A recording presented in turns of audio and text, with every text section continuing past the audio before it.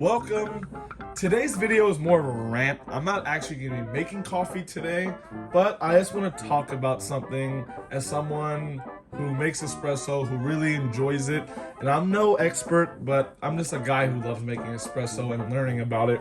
And I want to talk about these cheaper grinders that constantly come out and kind of where I made a mistake and I don't want you to make the same.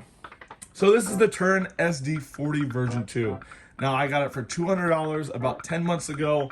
And when I first got it, I generally did medium roasts and it did it fine. I would have an occasional light roast and I really kind of strayed away from dark roast because before this I brewed on a mocha pot, and mocha pot I pretty much only did dark roast. It was pretty much exclusive and I wanted to explore more. And this grinder kept up for the most part.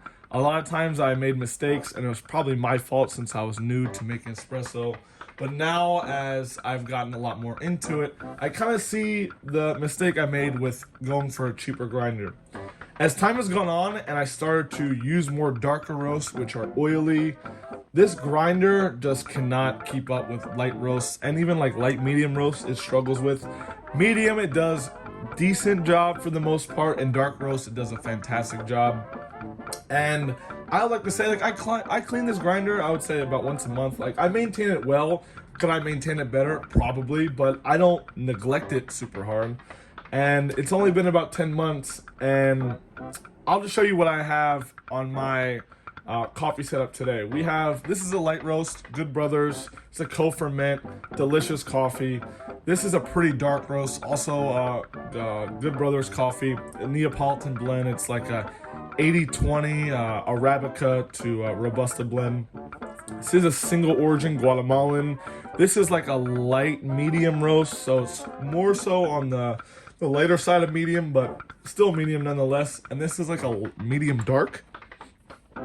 So we have a big variety of coffee here. And like for this grinder, when I dial everything in and just how the shots perform, I like to say like this is very inconsistent. It's a light roast. It struggles with it, which makes sense. It's a budget grinder. My setup is pretty budget.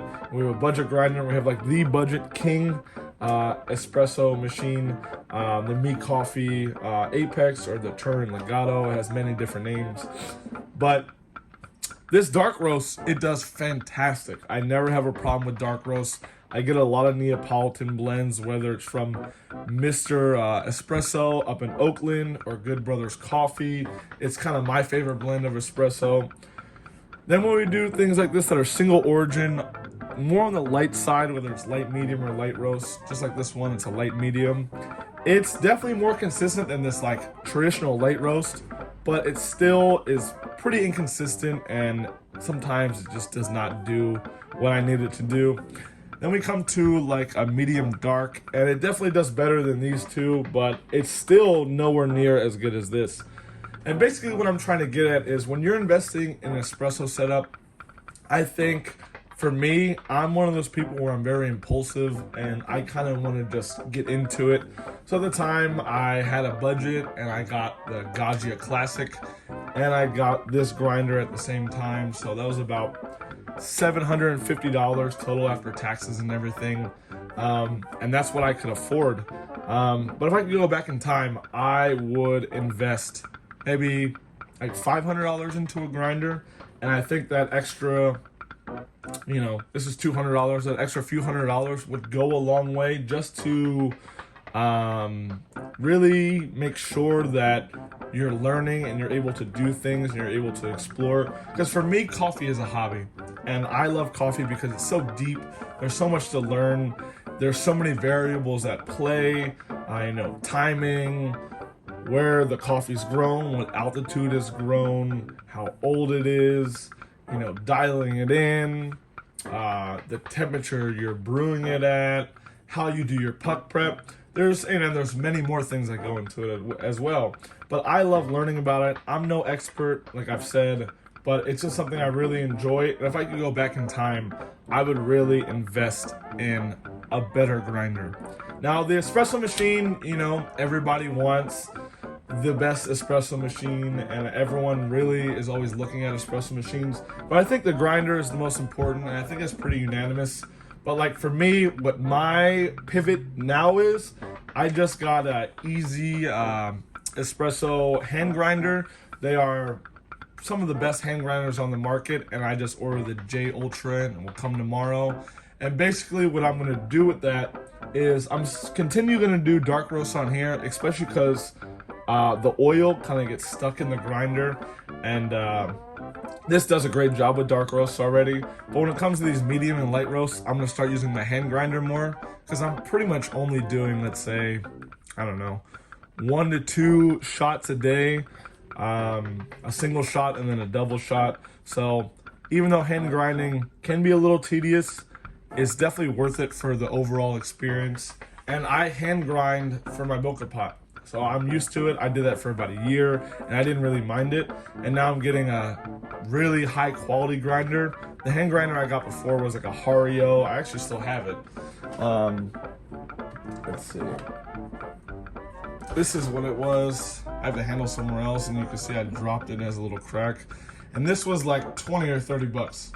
So now the grinder I'm getting is $200, and it's a hand grinder, and $200 for a hand grinder.